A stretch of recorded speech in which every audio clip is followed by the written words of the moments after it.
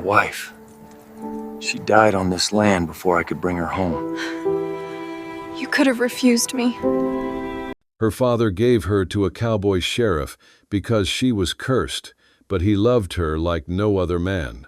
Ayanna did not cry the day her father traded her to the cowboy sheriff. It was not courage that kept her eyes dry, but the fact that shame had already burned her tear ducts empty years before. She stood as still as a cut of wood, while the red dust swirled around her ankles, her thin buckskin tunic clinging to her wiry frame. Her long, black braids fell like shadows across her face, the face her own people, the Cheyenne, had come to call Stormbringer. To them, she was not a daughter of the people anymore, but a warning, a curse, something to be bartered away like an unwanted horse. Her father's voice was hard and unyielding, his words slicing like the prairie wind. She's skilled, doesn't complain. And our people cannot risk another storm, he declared, his eyes refusing to rest on hers. The men gathered around nodded, as if the matter was already decided. To them, Ayanna was not flesh and blood. She was an object to be moved, exchanged, discarded. Still here? Hit the comments with a flood of 1 second, and tell us where you're watching from if you love Wild West love stories. Your voice keeps these tales alive. Sheriff Wyatt Kane said nothing.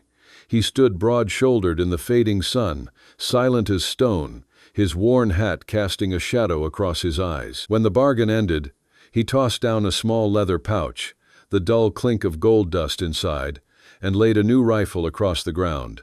The trade was sealed. Ayanna did not understand the white man's customs, but she knew enough to grasp this. She was not being stolen. She was being given away, offered up like a bad omen her people longed to be rid of. That kind of rejection, especially when it comes from blood, burns deeper than any lash. She expected shackles, ropes, or to be dragged off like the prisoner she had become. But Wyatt did none of those things. He simply handed her a canteen of water and gestured toward his horse. His hand moved with something that looked almost gentle, a movement Ayanna had not witnessed in years. Without words, he set off down the trail, his boots heavy against the red earth, his horse stepping in rhythm. She followed, not because she wanted to, but because there was nowhere else to go. Her feet dragged across the dirt, and her mind circled like vultures above a dying beast. She thought of the whispers of children who called her cursed, of women who turned their backs when she walked near, of elders who muttered she had brought storms upon the village. Even her younger brother, Running Wolf, had taken to mocking her in secret, calling her Crowheart when their father was not listening.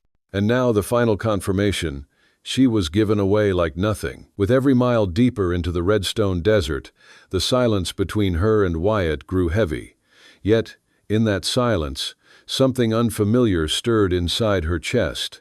It was not hope, not even fear. It was sharper, like a blade. It was the dawning realization that she had left behind everyone who had ever told her she was unworthy of love. The land itself mirrored her emptiness, vast, wind-battered, unending. The desert stretched in all directions like a blank canvas, and she thought, in some distant corner of her soul, maybe here, in this emptiness, she could paint herself anew. At sunset, they reached a clearing by a jagged creek. Wyatt stopped. He dismounted, tied his horse, and looked at her. Not past her, not through her, but at her. The quiet in his gaze unnerved her more than threats or orders ever could. She clutched the canteen close, its leather warm from the day's heat. Her voice cracked as if unused for seasons. "Why didn't you say anything?" Her whisper drifted across the clearing like smoke. Wyatt didn't reply. Instead, he knelt and began to gather sticks, striking flint until a fire sparked to life. Not for command, not to intimidate, simply for warmth. Something in Ayanna's chest, something coiled and frozen for too long, shifted. She had expected rough hands, a barked command in a tongue she barely understood, the treatment of a man who had purchased her. Instead, she awoke at dawn to the smell of coffee bubbling in a tin and the sound of water rushing beyond the camp. A thick wool blanket lay across her shoulders, placed there in the night. Wyatt was already at the creek, kneeling, polishing his Winchester rifle with steady, practiced hands. His movements were slow, deliberate, like a man who trusted time to be on his side.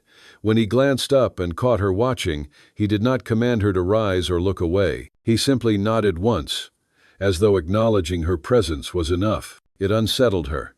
It made her ashamed of how her chest warmed at the first flicker of human decency she had known in years. As they journeyed deeper into the hills, Ayanna began to notice how the settlers looked at Wyatt when they passed through small outposts, some with respect, others with quiet fear. He carried weight, this man. His silence was not weakness, but gravity, drawing eyes and whispers. And yet with her, his silences carried no cruelty. When she stumbled while crossing a shallow stream, he reached out, catching her arm firmly, but not harshly. His hand steadied her, and in that moment, something hot stung her eyes. Not pain, something far more dangerous. Tenderness. That night, Wyatt handed her a small tin salve. He motioned toward her blistered feet. She blinked, uncomprehending. "Helps the trail," he murmured at last, his voice gravelly, low, not unkind. The salve burned at first, then cooled her raw skin, and Ayanna, for the first time since childhood, wept, not from humiliation, not from rejection, but from the sheer shock of being treated as though she had worth. The sobs came silent at first, then rough and sharp, breaking her chest open. She turned away, clutching herself under the wool blanket, terrified he would mock her or command her to silence. But Wyatt said nothing. He let her tears fall, the fire between them crackling softly, his presence steady as stone. She didn't know what she was to him. Not a wife, not in the way her people defined it. Not a slave, either. Something else she could not name. As the stars wheeled above them cold and endless, Ayanna felt a strange, unsteady thing take root inside her heart. It was not love, not yet. It was recognition, and for the first time in her 20 years, she felt seen. The days grew warmer, and the roughness of the path carved its way into their bones.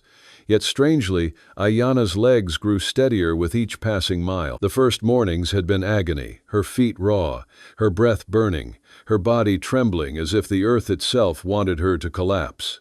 But by the end of the first week, she no longer stumbled in Wyatt's shadow. She walked beside him now, her steps more certain, her body hardened by necessity. Sometimes she walked so close she could catch the faint scent of pine smoke clinging to his jacket, mingled with the sharper tang of leather. Other times she lagged just behind, watching how he moved, steady and assured, as though the land itself breathed with him, trusted him, and parted its dangers in deference to his stride. She didn't speak much. Silence was still her armor, as it had been back in her village where every word had been twisted into a weapon. She wasn't even sure if she was allowed to speak, but Wyatt had begun, in his slow, deliberate way, pointing out herbs growing by the trail, naming landmarks in his low, measured voice, showing her which desert plants could heal and which could kill. His words were not lessons exactly. He did not order her to learn, but they fell into her ears like seeds, and something inside her soil, barren for so long, began to stir. One afternoon, they passed beneath a ridge of red stone, the sunlight sliding down its face like molten fire. From the other side of the bend, a rider appeared, a young cowboy with restless eyes and arrogance stitched into the way he sat his horse. His pistol rode low on his hip, polished as if he wanted the world to see it. The boy's words were quick, his tone mocking, his gaze darting between Ayanna and Wyatt, with a smirk that needed no translation. Ayanna did not understand every syllable, but she knew the language of cruelty well enough. The upward tilt of the chin, the sly half-laugh, the question implied with a glance toward her body. The boy's ugly laughter cut sharp as flint. Then he spurred his horse and disappeared in a cloud of dust, his jeer echoing long after he was gone. Wyatt had not flinched. He did not answer, did not curse, did not threaten. He only stood a moment, his jaw tight beneath the brim of his hat, before turning back to the trail.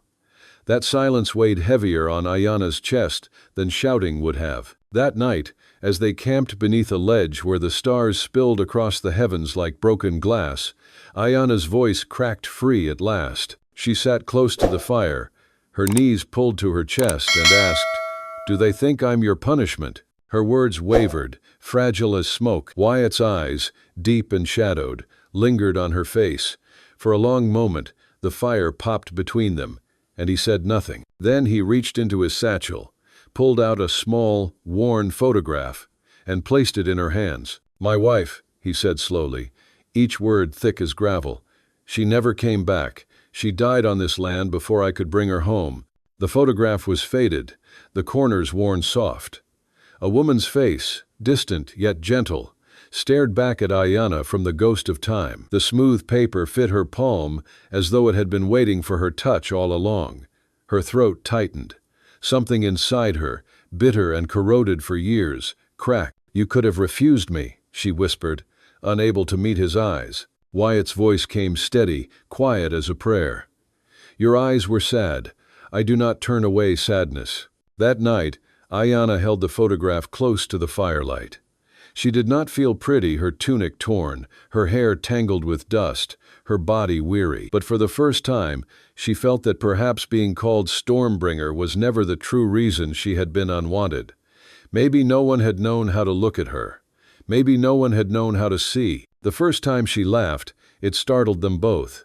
She had been gathering firewood when she tripped on a root, landing in an ungainly sprawl among a patch of wildflowers blooming stubbornly in the desert dust. Twigs tangled in her braids, petals crushed against her knees. She looked up to see Wyatt standing there, a crooked grin ghosting across his usually solemn mouth. Something absurd struck her then, the image of herself, the bartered girl, sprawled in flowers, her hair a mess, and him, the silent sheriff, trying not to smile. It broke through her ribs in a sharp, clear laugh that rang against the canyon walls.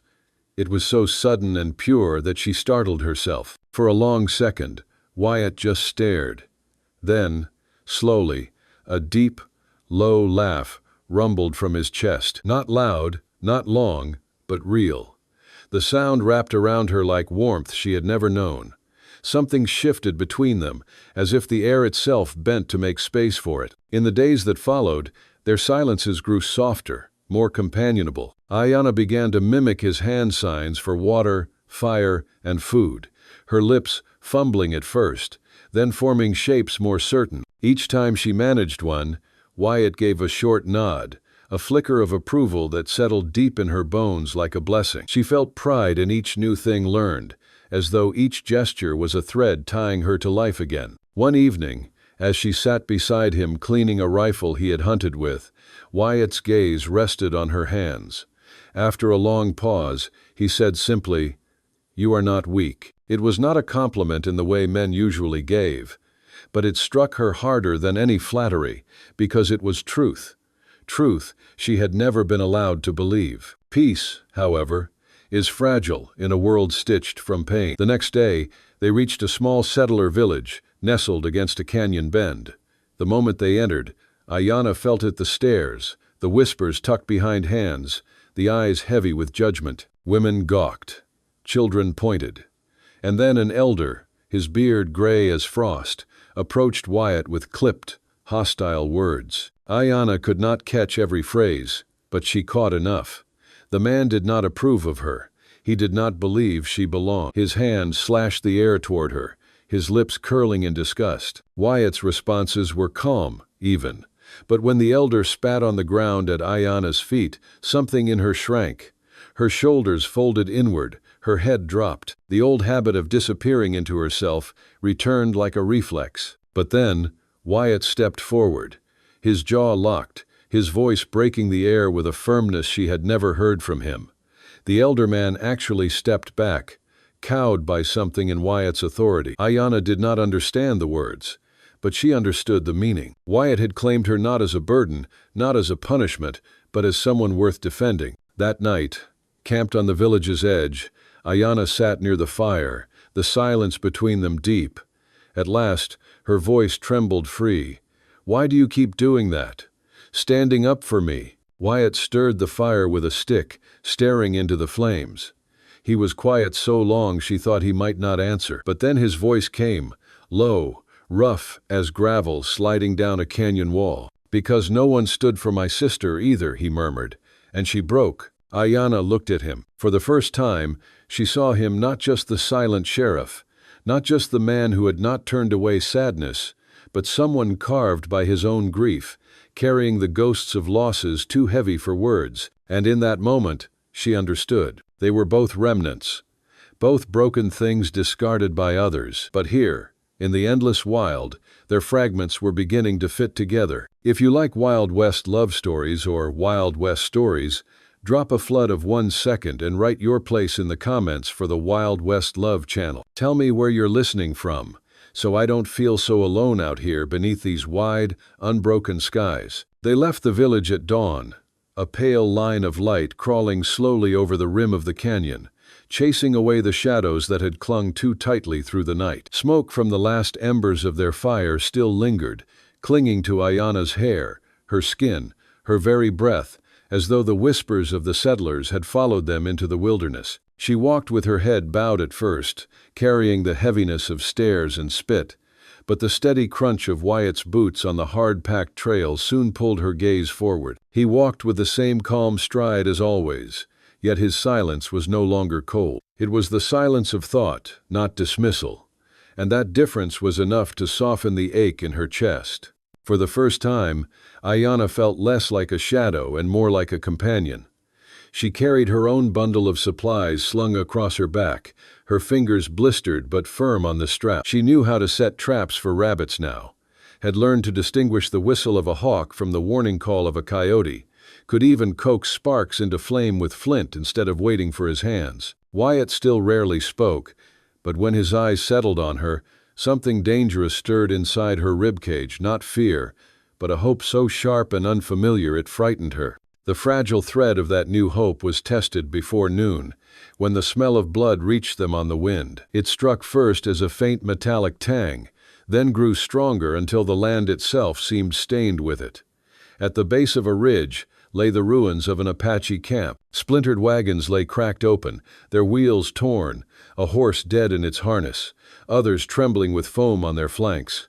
Flies gathered thick around the corpses, and the silence was so vast it screamed. Ayanna froze. She had seen death before, had smelled it when bison hunts went wrong, had watched men stagger home with wounds too deep to heal, but this was different. This was massacre. Her breath caught when she spotted her. A Navajo girl, no more than 12, crouched against the remnants of a canvas wall, clutching a blood-soaked blanket to her chest. Her lips moved in broken prayers, her body rocking as though she could shake herself out of reality. Wyatt stepped forward carefully, his hands open, his voice low. But the girl's eyes widened with terror. She shrieked, her small body trembling, and in a motion both brave and desperate she snatched up a hatchet, raising it with shaking hands. "Don't touch me, white man," she screamed, her voice raw, splintering the silence. And then, spent by her own terror, she collapsed into sobs. Ayanna's heart lurched. Before she could think, her feet carried her forward. She crouched low, her palms lifted. "He's not going to hurt you," she said softly, her voice trembling with both truth and plea. "I promise." But the girl's dark eyes locked on hers, confusion cutting through the fear. "You're with him?" she spat, disbelief dripping like poison. In her gaze, Ayanna saw not gratitude, but betrayal. They helped her anyway. Wyatt bound the wounds on her arms with clean cloth, his movements careful, his silence gentler than words. Ayanna coaxed one of the frightened horses, murmuring low until the animal's trembling slowed. By nightfall, the girl had given them her name, Luna. She no longer screamed when Wyatt moved, though her eyes never left him, suspicion carved deep into her young face. That night, Ayanna sat apart from the fire, her back pressed to cold stone, shame gnawing at her ribs. The memory of Luna's accusation clung like thorns. A voice whispered in her mind, cruel and relentless. "No matter how kind he is, to them he will always be a monster. And to stand beside him makes you monstrous too." When she finally dared to ask Wyatt why he had not left Luna to die, he did not look at her. His profile was a dark line against the firelight. "Because she is alone," he said simply. His voice was low, flat, but it carried a weight that pinned her heart. "You remember what alone feels like." Ayanna swallowed hard. She remembered too well the nights when even the children laughed at her back, the days when her father's eyes carried only disgust. She knew, and in that knowing, she realized something else. To walk beside Wyatt meant choosing to live by a different kind of honor, not the one etched into tribal chants or shouted in victory, but the quiet kind that revealed itself only when no one else was watching. She woke before dawn to the sound of hushed voices. Luna's whisper sliced through the morning air, sharp and trembling. "You don't understand," the girl hissed. "He's a soldier. They kill people like us." Ayanna froze, crouched behind the rocks where she had gone to fetch water.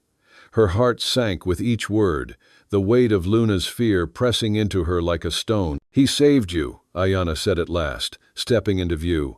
Her voice was firm, though her knees trembled. "He's done nothing but treat us both better than most of our own people ever have." Luna flinched, caught, but her chin jutted defiantly. "You weren't born a warrior," she hissed. "You don't know what they've done." 1,000 memories clawed through Ayanna's mind. Her father trading her like spoiled meat, the tribe's laughter, the way she had been named Stormbringer, cursed to carry blame for every drought, every storm. Her lips trembled, but her words came steady. "No," she said quietly, "but I know what people do when they believe someone is beneath them." Luna looked away, her small shoulders shaking, but she said nothing more. When they set out again, Luna claimed she knew of an army outpost nearby. The thought twisted Ayanna's stomach. As a child, she had once dreamed of places with roofs, with order, where no one spat her name like venom. But dreams changed.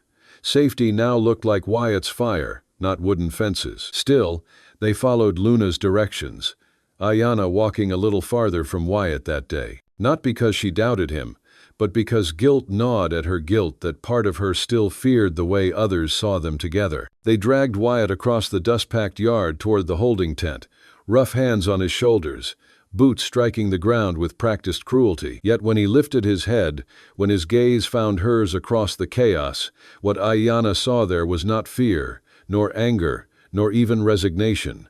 It was strength, calm, unbroken, the same steady strength he had carried from the night they first met. And in that silent look, Ayanna understood with a clarity that struck like lightning. If she didn't fight for him now, she would become no different than her father, the man who had once traded her away as though she were nothing. The thought set fire in her chest. She stormed through the outpost like a storm cloud breaking, dust clinging to her boots, her braid heavy against her back. She did not hesitate. She pushed her way into the captain's tent, fists clenched, voice trembling but sharp as an arrow. "Why is he being held?" she demanded. The man who looked up at her did not rise. A grizzled officer with lines dug deep into his mouth, the smell of whiskey clinging to his breath as thick as smoke. His eyes were small, calculating, amused. "Because he's a soldier, miss," he drawled, slow as syrup, "and that's reason enough in these parts." Her stomach lurched. She felt the blood drain from her face, leaving her trembling but not with fear, with fury. The canvas walls seemed to close in, the air thick with dust and contempt. She slammed her hand down on his desk, rattling a tin cup, until liquid sloshed onto the maps scattered there. "That man saved Luna's life. He saved mine. He is no criminal." The captain leaned back in his chair, the leather creaking. His eyes slid over her like she was a curiosity, nothing more. "Maybe not," he said coolly, "but we can't have him roaming free and scaring the womenfolk now, can we?" That sentence cut deeper than any blade. Something inside her snapped. For years she had bent her head, swallowed her voice, borne the shame of being unwanted. But no more. She turned on her heel before she struck him, heart racing, lungs full of fire. Outside, she found Luna seated near the fire pit, wrapped in a clean dress, sipping tea with both hands. Bandages swaddled her wounds, her face pale but softened by comfort. To look at her, one might never guess she had clutched a bloodied blanket only hours before. "Say something," Ayanna begged, the words raw. But Luna lowered her gaze, muttering into the steam of her cup. "It's better this way. You'll be safe now." Ayanna stared, stunned. The fire crackled between them. At last she whispered, her voice breaking, "You were never the one in danger." When night fell, Ayanna slipped into the holding tent. The air was thick with sweat and damp earth, the stench of rope and dust. Wyatt knelt in the dim light, his hands tied behind his back, bruises blooming purple along his jaw where fists had struck him. Yet his eyes, those unyielding, steady eyes, remained calm. She dropped to her knees beside him, her hands trembling as she reached for him. "I'm sorry," she whispered. "I shouldn't have brought you here." Wyatt shook his head slowly, his voice quiet but certain. "You needed to see." And she did see. She saw that the world she had once dreamed might redeem her. The neat fences, the ordered tents, the white men who spoke of law, was only another cage. Another place where she would be small, silent, grateful for a kind of safety that came wrapped in chains.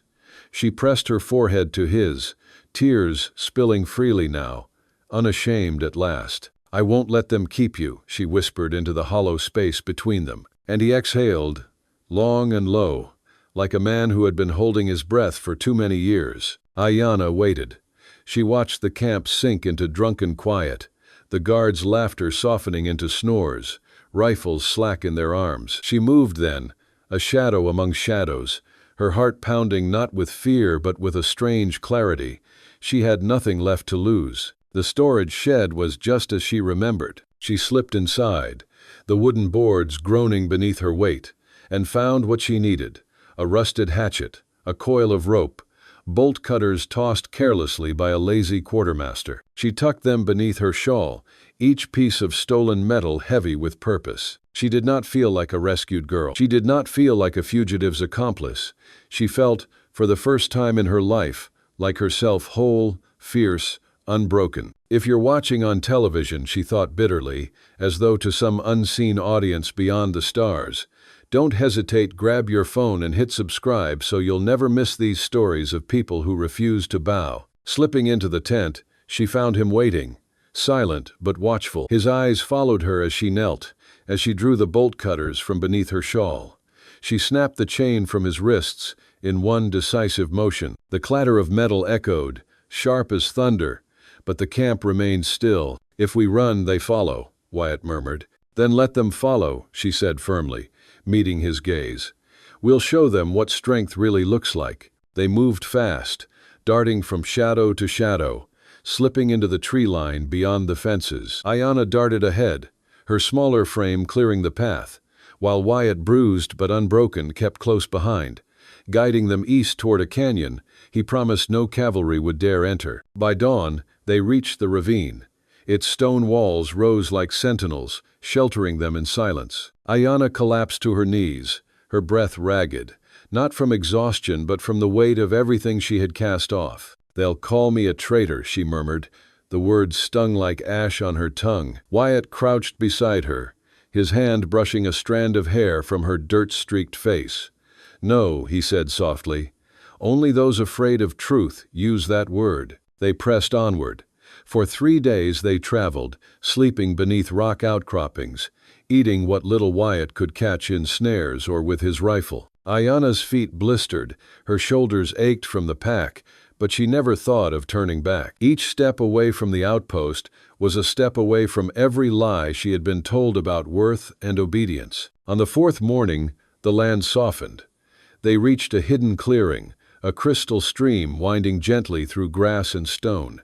There, bent over a small fire, sat an old woman. Her face was lined with years, her eyes sharp yet kind.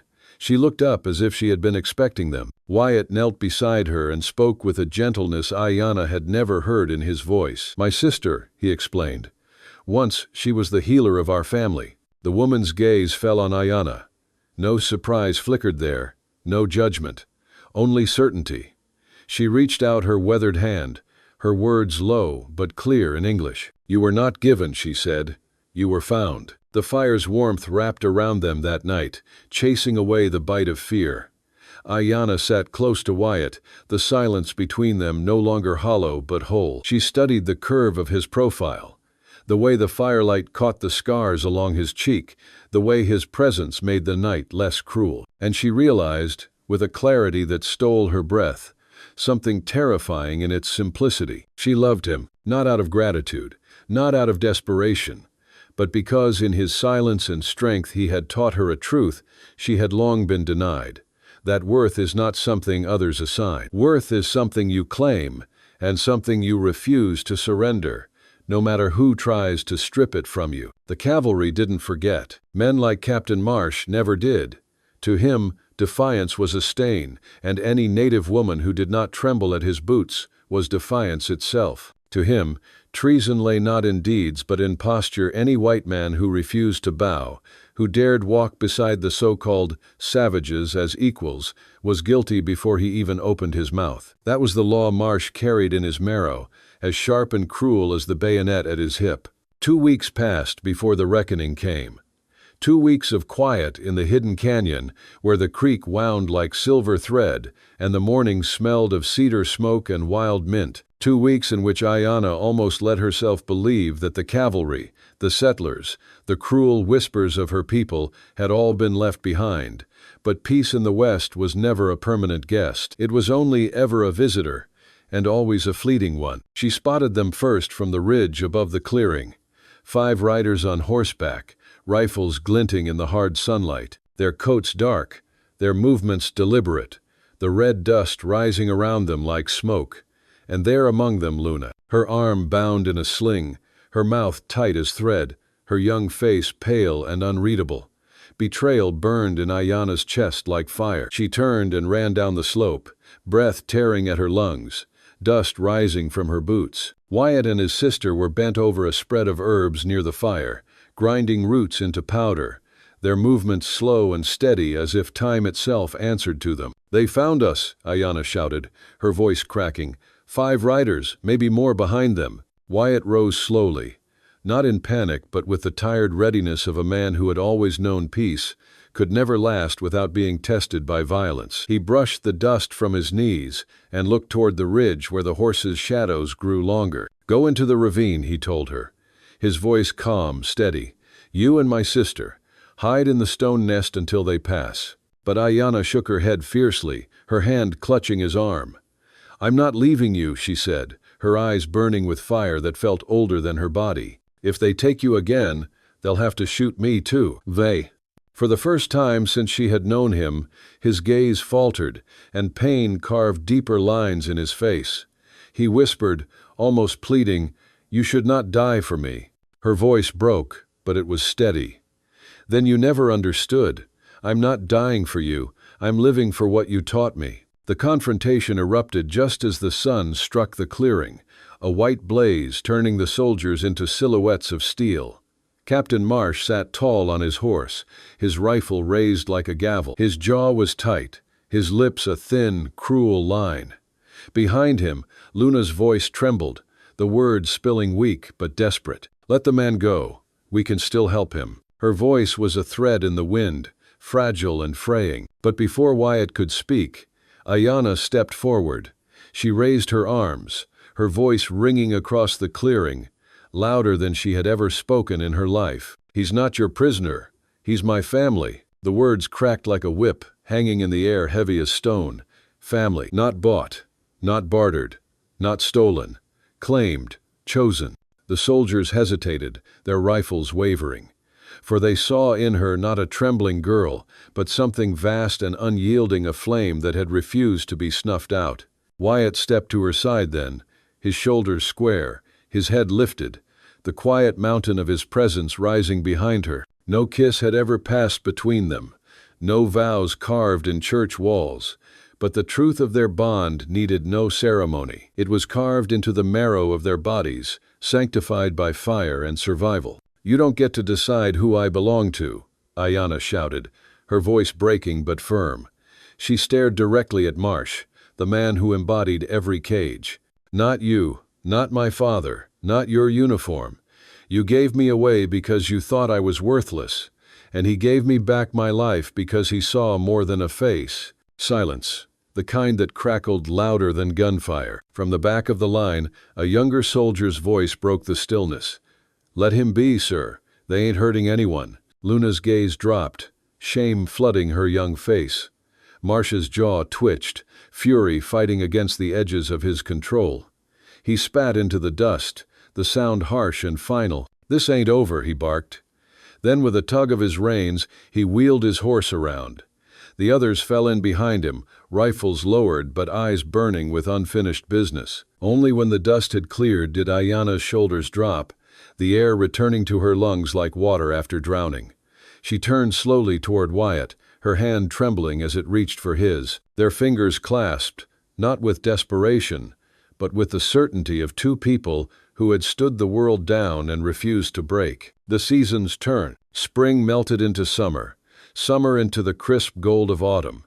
With each sunrise in the hidden canyon, Ayana shed pieces of the girl she had been, the girl who flinched at mirrors, the girl who swallowed her voice until silence devoured her, the girl who thought love was earned only by pleasing cruel men. Under Wyatt's quiet steadiness and his sister's gentle wisdom, Ayana's body and spirit found new shape. She learned to heal with herbs, to weave nets fine enough to catch trout in the stream, to track elk by broken twigs and bent grass, to read the whispers of the wind, not because survival demanded it, but because for the first time she wanted to belong. And belonging here did not mean changing who she was, it meant recognizing what had always lived inside her: strength, defiance, and a hunger for freedom too wild to cage. She and Wyatt never spoke of marriage.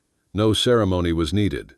Instead, they planted corn together in the dark soil by the creek. They shared stories beside the fire, their laughter mingling with the crackle of flame. And when Ayana's hand touched his face rough with stubble, scarred by years of battles, it was not with the fear of losing him, but with the reverence of someone who had found home. One afternoon, she caught her reflection in the creek.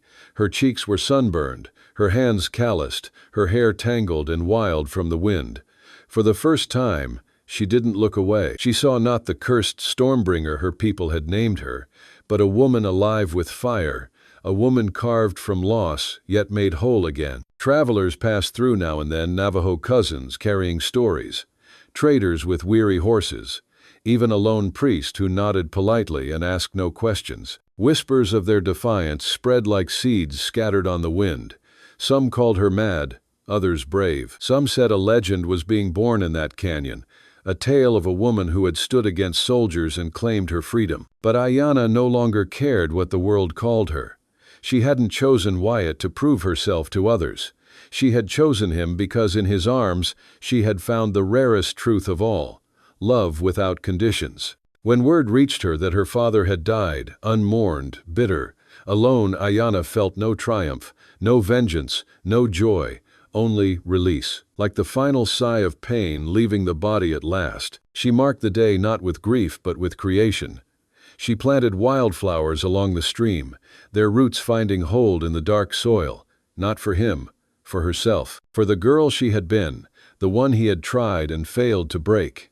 She whispered a prayer into the wind, not of forgiveness, but of survival. As the petals danced in the evening light, Wyatt came behind her, his hands warm as he wrapped the same wool blanket around her shoulders that he had once offered by the fire that first night. His breath was steady against her ear as he whispered, "No one will ever give you away again." She leaned into him, eyes closed, the steady drum of his heart grounding her. She smiled not because all wounds had healed, but because the ones that mattered had grown back stronger, rooted in soil watered by love. Above them, the sun melted into the horizon, painting the sky in streaks of fire and violet. Two silhouettes stood together at the canyon's edge, neither fugitives nor outcasts anymore, but partners, bound not by rope or barter, but by choice. Their story was not carved in stone, nor sung in chants. It was lived in each step, each fire shared, each breath against the harsh wind. A testament whispered across the plains, that even in the most brutal lands, love can bloom. Ayana knew it now. The cowboy love stories told in saloons and whispered around campfires were full of gunfights and vengeance, of horses running against the horizon. But the truest Wild West love story lived in the quiet moments, fingers clasped in silence, laughter breaking through grief, a future unwritten but shared. If you've made it this far, I know you're a true fan of WWL. From the bottom of my heart, I wish your day is filled with health, with hope, and may a little stroke of luck find you in the next 15 minutes. Don't forget to share it with me in the comments. So tell me, Do you believe that even in the darkest times, there's a miracle waiting at the end of the road? If deep down you still believe God is watching over you, arranging everything in silence, then right now, leave a comment AMEN below this story. Who knows, at the very moment you write it, a blessing may already be finding its way into your life.